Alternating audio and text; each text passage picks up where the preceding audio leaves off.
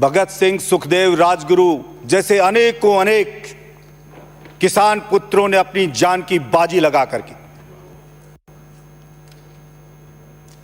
और यह सपना देखा उन्होंने कि जिस अंग्रेज ने हमारे देश में फूट डाल के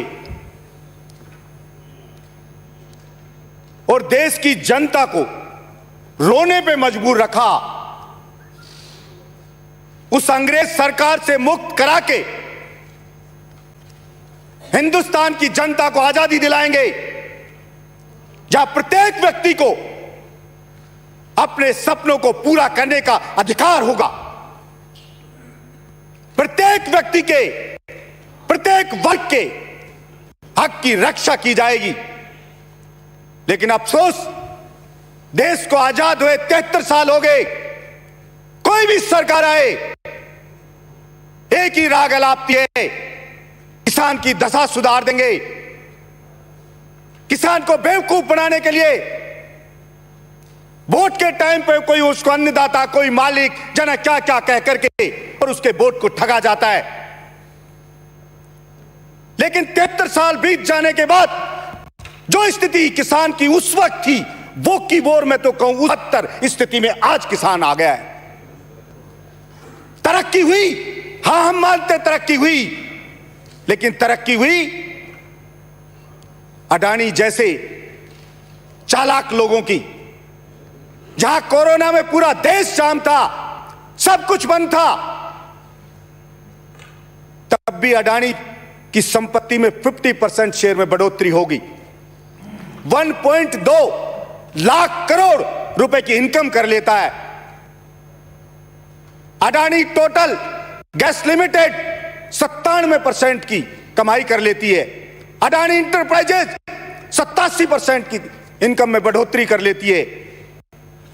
और वो किसान जो बेचारा पहले कम से कम ये होता था 2 बार साल में फसल काटता था, फसल घर पे डालता था, बच्चों की शादी कर देता था, बच्चों को कपड़े सिला देता था और कम से कम सुख चैन से पड़ा रहता था। आज हालत ये हो गई है कि उसमें कर्जे का बोझ पे बोझ बढ़ता जा रहा है, तनाव बढ़ता जा रहा है, बिजली का बिल बढ़ता जा रहा है, तरह तरह के उस पर टैक्स लगाए जा रहे हैं और वो बेचारा रो रहा है। और भाषण लोकसभा लो और विधानसभा लो, यही होते हैं, ये योजना लाएंगे, वो योजना लाएंगे। मैं ज्यादा कुछ नहीं समझता सभापति महोदय, छोटी सी बात है, अगर नीयत साफ हो सरकार की कि किसान को चाहिए पानी और उसको चाहिए बिजली, वो उसको उपलब्ध करा दे कोई भी सरकार। व्यर्थ पानी नदियों में बह जाता है, बातें होती है नदियों को जोड़ेंगे, पानी पहुंचाएंगे, लेकिन पता नहीं इतना बजट होता है कहां जाता है, उस पर नहीं लगता है। बात करी जाती है किसान के कर्जे को माफ करने की। राजस्थान की बात करूं तो बजट के अंदर लिखा 14,000 करोड़ रुपए कर्जा माफ किया राजस्थान की सरकार ने। पिछली सरकार ने कहा कि हमने 8,000 करोड़ रुपया माफ किया किसान का।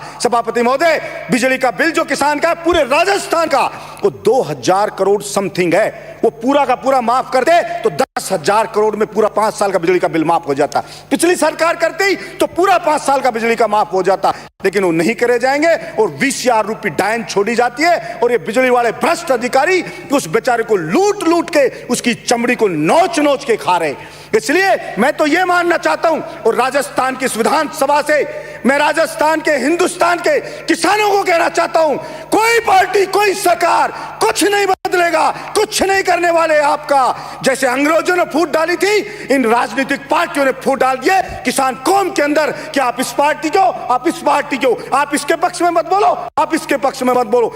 इसलिए जरूरत अगर बदल रहे तो अपने बच्चों के सीने में उसमें जो आगे उसकी ज्वाला को तेज करो, अपने बच्चों के जुनून को जगाओ और उनको तैयार करो कि विधानसभा हो चाहे लोकसभा, इन सीटों के ऊपर जाकर किसान पुत्र जब कब्जा करेंगे, जो इन नीतियों को लागू करते हैं ये आईएएस लोग, उनकी सीट पर जब किसान पुत्र कब्जा करेंगे तब जाके दशा किसान की सुधरेगी। एमएसपी पे बात होती है, एमएसपी पे फसल की खरीदेंगे, कोई फसल नहीं खरीदी जाती और सभापति महोदय खरीदी जाती है, कहते हैं पैसा नहीं है। मैंने बहरोड में पकड़ा सभापति महोदय, नेफेड खरीद कर रही है, 50 किलो सरसों का कट्टा है, सरसों के कट्टे को तुलाया जाता है, 30 किलो वेट है। आप अंदाजा लगाओ 50 किलो में 15 किलो खा रहा है और वहां के प्रबंधक को सस्पेंड करवाया। जब एफसीआई के गोदाम में सड़ रहा अनाज, उसको सड़ने देते हैं, और जब सड़ जाता है तब उसको बिल्कुल सस्ती दाम पे अपने मित्र होते हैं जो बियर बनाने वाले, उनको बेच दिया जाता है औने पौने दाम में कि सड़ गया, ये खराब हो गया, उनको बेच दिया जाता है। इसलिए सभापति महोदय, नियत नहीं है किसी की, नियत नहीं है किसान की दशा सुधारे। उसका कारण है सभापति महोदय, किसान बेचारा भोला भाड़ा है, वो मोल भाव नहीं करना चाहता जानता, वो सौदा नहीं करना चाहता, वो बेईमानी नहीं करना चाहता, वो बेचारा स्वाभिमानी है, वो किसी का हाथ फैलाना नहीं जानता। इसलिए जरूरत किसान को स्वयं लड़ने की है, कोई किसी को नहीं देगा, कोई नहीं सुधारेगा। पशुपालन की करते हैं सभापति महोदय, नसबंदी आदमी की कर देंगे, औरत को कहीं नसबंदी करो, उसके लिए आप अभियान चलाओगे, लेकिन सांड की नसबंदी नहीं करने देंगे कि सांड बढ़ने दो सांडों को, और वो किसान की चाहे पूरी फसल को चौपट कर जाए, लेकिन उसकी नसबंदी नहीं करोगे। ऊंट की बात हो रही है, ऊंट की राज पशु उसको बना दिया ऊंट को, और बेचारा जो गाड़ी में चलाता था, बेचारा कुछ अपना खेती का काम करता था, उस बेचारे को अच्छा चारा मिलता था, उसकी देख रेख होती थी, बीमारी हो तो उसकी देख रेख होती थी। उसको कह दिया इसको कोई भी आदमी ने अगर जोड़ लिया ऊंट गाड़ी में तो फांसी तोड़ देंगे, उस बेचारे को पकड़ ले जाएगी पुलिस। उसको कोई खेती मिलेगा तो उसको पकड़ ले जाएगी। सभापति महोदय, पहले हमारे ध्यान है, पहले की बात नहीं, जब गाय के बछड़ा पैदा होता था तो हर कोई खुश होता था कि हमारे गाय ने बछड़ा दिया है, और अगर बच्चियां होती थी तो कहते नहीं भाई थोड़ा नुकसान होगा, बादशाह होना चाहिए था। आज किसी के बछड़ा पैदा हो जाए तो बेचारा रोने लग जाता है कि सांड का क्या करूंगा, इसका कुछ होना जाना नहीं, उसकी कुछ नहीं कर सकते, ना कोई काम कर सकते, ना और कर सकते। इसलिए सभापति महोदय, मैं तो इतना कहना चाहूंगा, बस 1 मिनट खत्म कर रहा हूं, सरकार से इतना कहना चाहूंगा, अगर नीयत सच में साफ है, सच में साफ है नीयत, तो किसान को उड़ जाओ मत, किसी योजना फोजना कुछ नहीं जानता, अनपढ़ आदमी, सीधी सीधी बात करो, बिजली फ्री, उसके खेत तक पानी पहुंचे,